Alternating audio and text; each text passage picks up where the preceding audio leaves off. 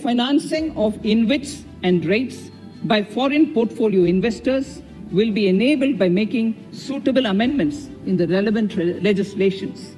This will further ease access of finance to InvITs and REITs, thus augmenting funds for infrastructure and real estate. It was in September 2021 when we brought you an analysis of REITs or Real Estate Investment Trust, a stock market listed investment option on the Property Show.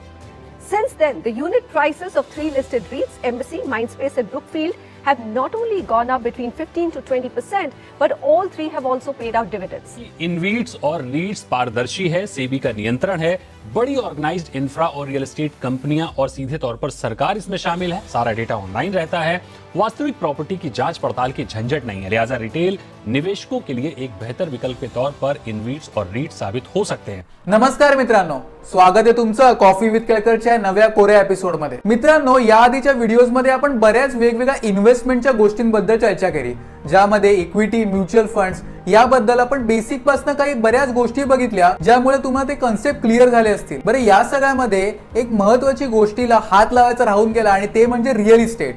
आता तुम्ही म्हणाल, हा तर वेडा आहे, अरे real estate म्हटलं की पैशाची इन्व्हेस्टमेंट किती आली। पण मित्रांनो, आज आपण अशा एका इन्स्ट्रुमेंट बद्दल चर्चा करणार आहोत, ज्या इन्स्ट्रुमेंट मधून तुम्ही मुंबई, पुणे, चेन्नई, बँगलोर यांसारख्या शहरांमधल्या कमर्शियल प्रॉपर्टीज मध्ये इन्व्हेस्ट करू शकतात आणि तेही 400 रुपयापासून।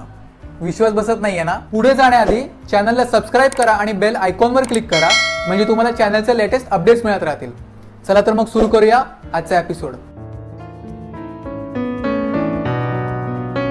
रिअल इस्टेट इन्व्हेस्टमेंट ट्रस्ट म्हणजेच REIT साधारण म्युच्युअल फंड सारखेच काम करते। म्युच्युअल फंड मध्ये जसं AMCs तुम्हा सारखे इन्व्हेस्टर्स कडनं पैसे गोळा करून ते अशा पोर्टफोलिओ मध्ये गुंतवतात, ज्याच्यामधनं त्यांना कॅपिटल अप्रिसिएशन होईल। तसंच REITs तुम्हा सारखे इन्व्हेस्टर्स कडनं पैसे गोळा करून अशा प्रॉपर्टीज मध्ये गुंतवतात, ज्यामधनं इन्कम जनरेट होईल। तो इन्कम कसा असू शकतो?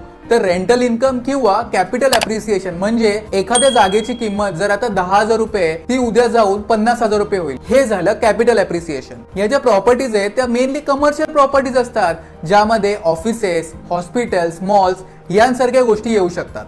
REIT हा तुमचा रेग्युलर इन्कम सोर्स बनू शकतो, कारण की REIT ज्या प्रॉपर्टीमध्ये इन्व्हेस्ट करतात त्यातून मिळणाऱ्या रेंट मधनं ते तुम्हाला तुमचे डिव्हिडंड देतात आणि हा डिव्हिडंड तुम्हाला 3 महिन्याला किंवा वर्षाला मिळू शकतो। भारतासारख्या देशामध्ये REIT कन्सेप्ट ही कंपॅरेटिव्हली नवीन आहे, पण US मध्ये ही कन्सेप्ट खूप वर्षापासून चालत आली आहे आणि याबद्दल लोक बरेच चांगले पैसे कमवत आहेत। काही वर्षांपूर्वी जेव्हा REITचा कन्सेप्ट इंडियामध्ये लॉन्च झालेला, तेव्हा मिनिमम इन्व्हेस्टमेंट जी होती ती 50,000 ची होती, पण आता हीच इन्व्हेस्टमेंट IPOच्या ब्रॅकेटमध्ये म्हणजे 10 ते 15,000वर आली आहे आणि मिनिमम तुम्ही 1 युनिटही विकत घेऊ शकता। तुम्ही REIT मध्ये अगदी 300 ते 400 रुपयापासून इन्व्हेस्ट करू शकता।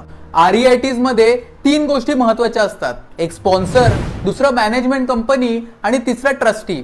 स्पॉन्सर हा फंड्स जनरेट करतो आणि तो ती REIT प्रमोट करतो। ऍसेट मॅनेजमेंट कंपनी हे डिसिजन घेते की कोणती प्रॉपर्टी बाय करावी आणि कोणती प्रॉपर्टी सेल करावी, म्हणजे ती तो पोर्टफोलिओ मॅनेज करते। आणि ट्रस्टीचं काम हे असतं की जो फंड जमा झालाय तो फंड योग्य प्रकारे युटिलाइज होतोय की नाही याच्याकडे बघणं आणि इन्व्हेस्टरला जास्तीत जास्त फायदा करून देणं।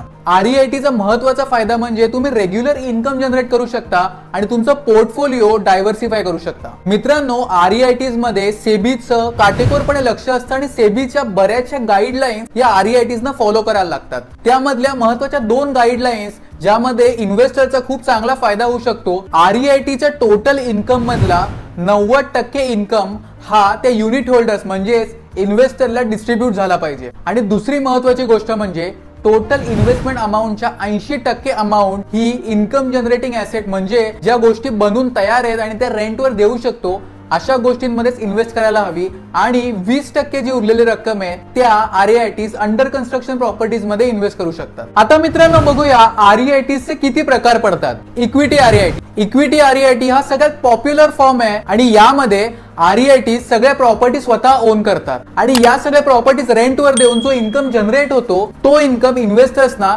डिव्हिडंडच्या स्वरूपात दिला जातो। मॉर्गेज REIT किंवा MREIT हे पैसे अशा कंपनीजना देतात ज्या रिअल इस्टेट मध्ये काम करतात। मॉर्गेज REIT किंवा MREIT हे कोणते रेंटवर पैसे नाही कमवत, तर ते पैसे कमवतात ते इंटरेस्टवर किंवा EMI वर, आणि हा जो अर्न केलेला इंटरेस्ट किंवा EMI आहे तो इन्व्हेस्टर्सना डिव्हिडंडच्या स्वरूपात दिला जातो। आणि तिसरं म्हणजे या दोघांचं मिक्सचर हायब्रिड आरआयटीज. हायब्रिड आरआयटीज या दोन्ही प्रकारच्या गोष्टी करतात. ते प्रॉपर्टीज ओनही करतात आणि ते पैसे इंटरेस्टवर पण देतात आणि त्यामुळे या आरआयटीज रेंटने सुद्धा आणि इंटरेस्टने सुद्धा दोन्ही गोष्टींमधून पैसे कमवतात आणि हेच पैसे तुम्हा आम्हासारख्या इन्व्हेस्टर्स मध्ये डिव्हिडंडच्या स्वरूपात डिस्ट्रीब्यूट केले जातात. आता आपण बघूया आरआयटीजचे ऍडव्हान्टेजेस. पहिला आणि महत्त्वाचा ऍडव्हान्टेज म्हणजे आरआयटीज या तुम्हाला तुमचा पोर्टफोलिओ डायव्हर्सिफाय करायला मदत करतात. आपण सगळेच mutual funds, equity, gold bonds, corporate bonds यामध्ये इन्व्हेस्ट करतोच, पण आपण रिअल इस्टेट पासून बऱ्याच हात लांब असतो कारण का त्याच्यामध्ये बऱ्याचशा कॅपिटलची गरज असते.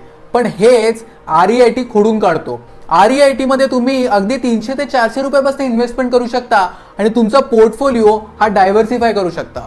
दुसरा ऍडव्हान्टेज म्हणजे low investment.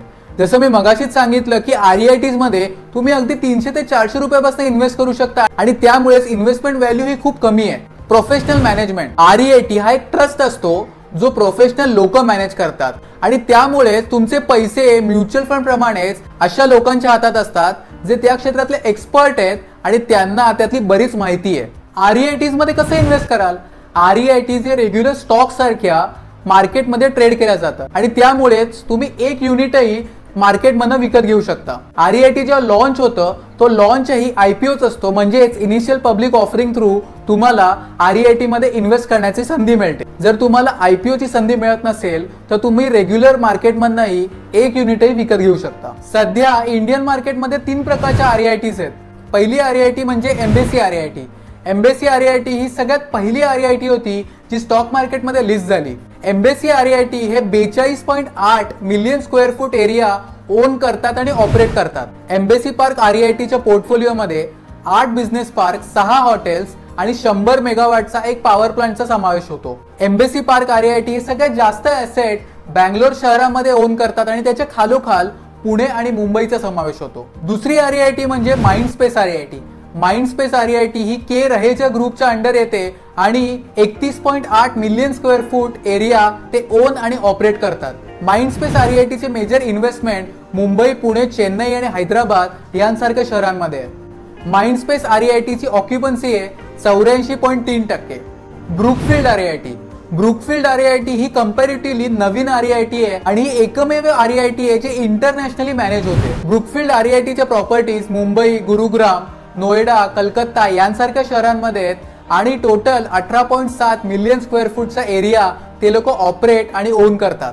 Brookfield आरआयटीची occupancy level आहे 86%. आरआयटीज मध्ये इन्व्हेस्टमेंट करण्यापूर्वी तुम्ही काही गोष्टींचा अभ्यास करायला हवा आणि त्या गोष्टी आता आपण बघूया. पहिली गोष्ट म्हणजे ऑक्युपन्सी रेशो. तुम्ही ज्या आरआयटी मध्ये इन्व्हेस्टमेंटचा विचार करताय त्या आरआयटी मध्ये त्यांच्या ओन असलेल्या स्पेस पैकी किती स्पेस ऑक्युपाय आहे, म्हणजेच किती युनिट मधनं त्यांना इन्कम जनरेट होत आहे हे बघणं खूप इम्पॉर्टंट आहे. आरआयटीचा पोर्टफोलिओ बघणं ही खूप महत्वाचं आहे. कंपनीज जसे की गुगल, मायक्रोसॉफ्ट, अमेझॉन किंवा काही फार्मा कंपनीज अशा चांगल्या मोठ्या कंपनीज जर पोर्टफोलिओमध्ये असतील तर त्या पोर्टफोलिओवर आपण विश्वास ठेवू शकतो. बऱ्याच वेळा आरआयटीच्या पोर्टफोलिओमध्ये असे टेनंट असतात जे टेनंटना रेग्युलर इन्कम देत नाही किंवा रेग्युलर रेंट देत नाही आणि त्याचा इफेक्ट हा इन्व्हेस्टरवर होतो, कारण का त्याच्यातून मिळणाऱ्या रेंट मधनच तुम्हाला तुमचा डिव्हिडंड मिळणार आहे आणि त्यामुळे पोर्टफोलिओ किंवा क्लायंट लिस्ट बघणं ही खूप इम्पॉर्टंट आहे. ग्राफिकल डायव्हर्सिफिकेशन म्हणजेच आरआयटी हे कोणत्या तरी एका शहरामध्ये जास्त इन्व्हेस्टमेंट करते का की बऱ्याचशा वेगवेगळ्या शहरांमध्ये इन्व्हेस्टमेंट डायव्हर्सिफाय करते हेही बघणं खूप महत्वाचं आहे. कारण बऱ्याच वेळा जर एखाद्या स्टेटचे नियम काही चेंज झाले आणि त्याच्यामध्येच तुमच्या आरआयटीचे मॅक्झिमम इन्व्हेस्टमेंट असेल तर तुमच्या इन्कमवरही त्याचा परिणाम होऊ शकतो आणि त्यामुळेच अशा आरआयटीज ज्या बऱ्याचशा शहरांमध्ये व्यवस्थित इन्व्हेस्ट करतायत अशा आरआयटीज मध्ये तुम्ही इन्व्हेस्टमेंट करण्याचा विचार करू शकता. Sector diversification. जसं मी मगाशी म्हटलं की पोर्टफोलिओ बघणं खूप महत्वाचं आहे आणि या पोर्टफोलिओमध्ये जी क्लायंट लिस्ट असेल ती क्लायंट लिस्ट किती डायव्हर्सिफिकेशन आहे हेही तुम्हाला बघणं इम्पॉर्टंट आहे. जर पोर्टफोलिओ मधले मॅक्झिमम क्लायंट आयटी सेक्टर मधले असतील आणि आयटी सेक्टर मध्ये उद्या देव न करो पण रिसेशन आलं तर त्याचा इम्पॅक्ट मेजरली यांच्या रेंटवर होईल आणि त्यामुळेच पोर्टफोलिओच्या क्लायंट लिस्ट मध्येही डायव्हर्सिफिकेशन असणं खूप महत्वाचं आहे. रोलिंग रिन्युअल्स.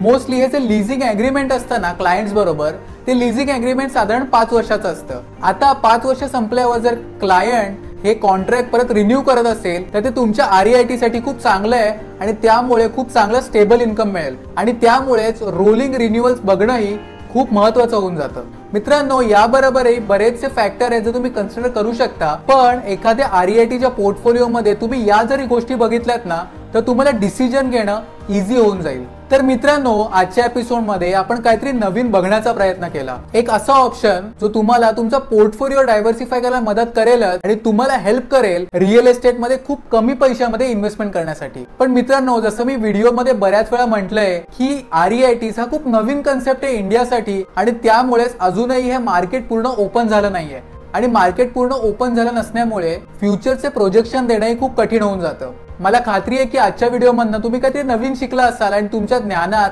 काहीतरी नवीन भर पडली असेल.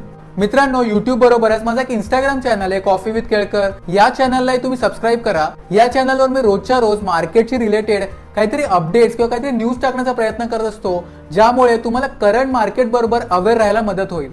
मित्रांनो, आजचा व्हिडिओ कसा वाटला हे मला खाली कमेंट्स मध्ये नक्की कळवा. काही टॉपिक्सवर तुम्हाला व्हिडिओ बघायचे असतील तर खाली कमेंट्स मध्ये नक्की कळवा. आम्ही प्रत्येक कमेंट्स वाचण्याचा आणि त्यावर व्हिडिओ घेऊन येण्याचा नक्की प्रयत्न करू. मित्रांनो, आशा आहे की तुम्ही असंच भरभरून प्रेम देत राहाल आणि नेहमीप्रमाणेच भेटूया कॉफी विथ केळकरच्या पुढच्या भागात.